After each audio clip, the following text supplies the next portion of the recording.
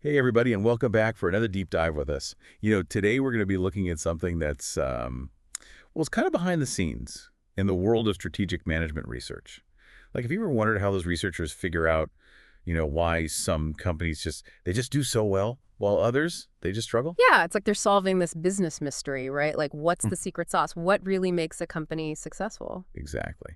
And so to help us kind of unpack that, today we have this article. It's called Improving Our Understanding of Moderation and Mediation in Strategic Management Research. And it's by Herman Guinness, rhymes with Guinness, like Yeah. the beer, right? Uh-huh. Jeffrey Edwards, and Kyle Bradley. These concepts, moderation, mediation, they might sound a little jargony, a little bit academic, but I think by the end of this, you'll see they're really important for understanding how the business world works. Yeah, definitely. So let's start with this idea of moderation. The article uses this really helpful analogy about baking a cake. So you've got your ingredients, right? Those are kind of like the company strategies. But then you've also got the oven temperature, and that's kind of like the moderator. And that can totally change how that cake turns out. Absolutely. So a moderator is basically, it's a variable, and it can either make the relationship between two other things stronger or weaker. It's all about the context. So for example, a company could invest a ton in research and development. But whether that actually leads to groundbreaking innovations, well, that might depend on how competitive the market is. Like if everyone's racing to create the next big thing, Yeah. then that competitive pressure, it could really push them to innovate faster. But in a more laid-back market, they might get complacent. So it's like even if you have the same ingredients, that outcome can be totally different depending on the oven temperature. Yeah. Makes sense. But I'm curious, how do researchers actually measure these moderators? So that's where things get a bit tricky. And the article, it really points out some of the common mistakes that researchers make. For example, they often forget to consider things like measurement error. So if we're not measuring things accurately in the first place, well, those effects that seem small, they might actually be way bigger than we realize. Sounds like using a wonky measuring cup, right? You think you've got the right amount, but your cake could be a total flop. Yeah, Yeah. exactly. And another problem is what's called range restriction. So think about it like this. If you're trying to figure out what makes a CEO successful, but you only look at CEOs of, Fortune 500 companies, Yeah. well, you're missing a huge part of the picture. What about CEOs of small businesses or startups? So it's like if you only studied Olympic athletes Okay. and then concluded that everyone can run a 4-minute mile. Exactly. You need to look at the whole spectrum. Right. The whole range. And that's true for all sorts of things in business. If a study only focuses on like the top performers, we can't just assume that those same findings are going to apply to everyone. That's a really good point. And it reminds me of something else the article talked about. It was this idea of unequal sample sizes, like Yeah. across different categories of companies. Right. That's like comparing apples to oranges. Exactly. If like 80% of the companies in your study are these giant corporations and only 20% are small businesses, well, your findings are going to be skewed. Okay, so we've got moderation, which is about understanding the context, the when or under what conditions something happens.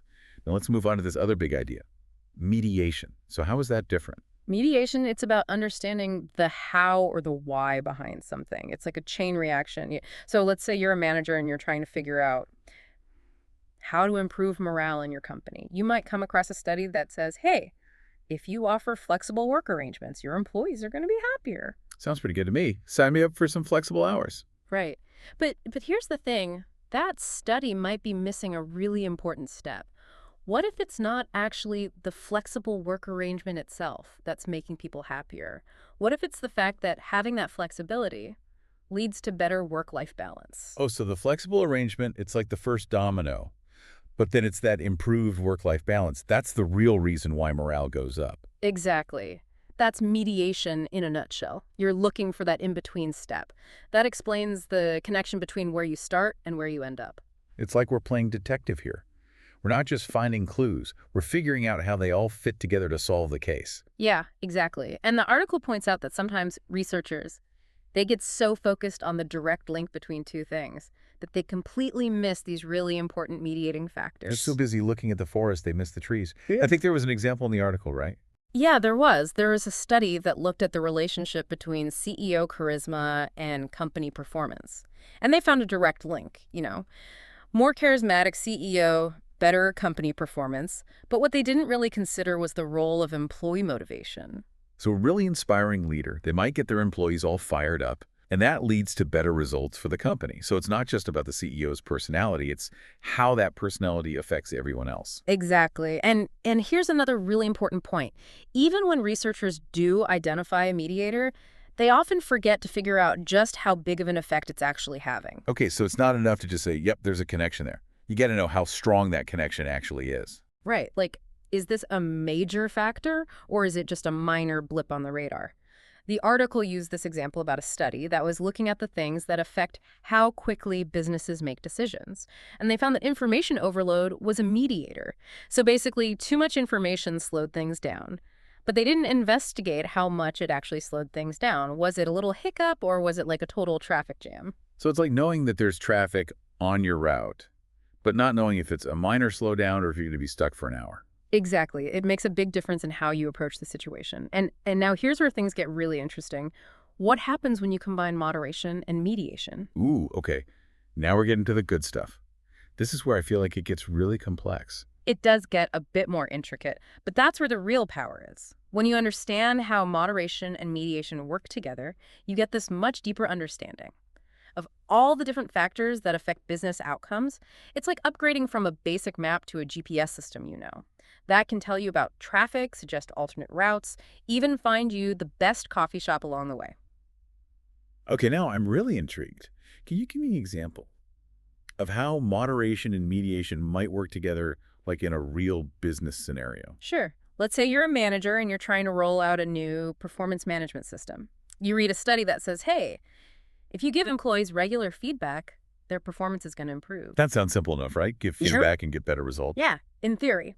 But what if the effectiveness of that feedback depends on the company culture? So in a company that's really open and values communication, that feedback might be super effective. But in a company that's more hierarchical and kind of afraid to rock the boat, well, that feedback might not go over so well. So the same feedback could have totally different outcomes, depending on the oven temperature of the company culture. Exactly. And now let's add another layer. What if the relationship between feedback and performance is also mediated by employee motivation? So for some employees, that feedback might really boost their motivation, and they're going to perform better. But for other employees, it might actually demotivate them, and their performance could suffer. Wow. Okay, so now we've got the type of feedback, the company culture, and the individual employee's personality all mixed in together. That's a lot to think about. It is, but when you understand these different layers, Yeah. you can be way more strategic in your decision-making. So instead of just blindly following some best practice, you got to think about your specific situation Yeah. and all the different factors that could be at play. Exactly. It's about moving beyond simple solutions and embracing the complexity of the real world. This is starting to feel less like research and more like wisdom. I like that. It's Yeah. about understanding how everything's connected and using that knowledge to make better choices. This is great. I'm ready to dive even deeper into this, but I think we should probably take a quick break here and then come back for the final part of our exploration. Sounds good to me. We'll wrap things up by talking about what all this means for you, our listener, and how you can actually apply these concepts in your own work and career. So stay tuned. Okay, so we're back, ready to finish up our deep dive into moderation and mediation. We've talked about a lot, but now here's the really important question. What does all of this mean for you? Right, like how can we actually use these ideas to make better decisions in our businesses and in our careers? Well, one of the biggest things is becoming a more critical thinker. You know, we're constantly bombarded with these headlines and articles that promise to reveal the secret to success or the one thing you need to do to achieve some amazing outcome. Oh yeah, those headlines are everywhere. Exactly. And now you have this new lens to look through. When you see those claims, you can ask yourself, okay, but under what conditions does this really work? And how exactly does this one thing actually lead to those results? So instead of just accepting things at face value, we need to dig a little deeper and think about those potential moderators and mediators that might be at play. Exactly. Let's say you're reading a study about CRM systems, customer relationship management, and it says that investing in a new CRM system leads to higher customer satisfaction. Yeah, seems pretty logical, right? Yep. Better tools, happier customers. Sure, but what if that relationship is actually mediated by employee training? What if your employees don't know how to use that new system effectively? It might actually backfire, and you could end up with lower customer satisfaction. So the CRM system itself isn't some magic solution. It's really about how it's implemented and how well your employees are trained. Exactly. And that's where understanding mediation can be so helpful. It helps you pinpoint those critical steps in the process. Okay, this is starting to make a lot of sense. But I have to admit, thinking about all these potential moderators and mediators, it can feel kind of overwhelming. Yeah, I get that. It's definitely a shift in how we think about things. It's about moving away from those simple solutions and recognizing that the real world is messy and complex. And the article even pointed out that researchers themselves sometimes struggle with these concepts, right? That's right. They often overlook these moderating and mediating factors, which can lead to findings that are misleading or incomplete. That made me wonder, if the experts sometimes miss these important details, how are we as busy business leaders or employees supposed to catch them? It's a good question. I don't think it means that everyone needs to become a research expert overnight, but it does highlight how important it is to be a critical thinker, to ask the right questions. Don't be afraid to challenge assumptions. Look for the nuances, and consider the whole context of any situation. So it's about being curious, being a little skeptical, and always digging a little deeper. Exactly. And the more you practice this type of thinking, the more natural it will become. You'll start to see these patterns everywhere, not just in business, but in life in general. I love that. It's like we've been given this decoder ring for understanding the world around us. I like that analogy. And with this new knowledge, you can decode the complexities of business, make smarter decisions, and avoid falling for those overly simplistic solutions that rarely live up to the hype. Well said. This has been a fantastic deep dive. I feel like I have a whole new set of tools for understanding the business world. Me too. And that's the great thing about these concepts. They help us move beyond the surface level and appreciate the intricate web of factors that shape our success. So to all of our listeners out there, we encourage you to embrace that complexity, ask those tough questions, and never stop exploring the why behind the what. Until next time, stay curious, Yeah.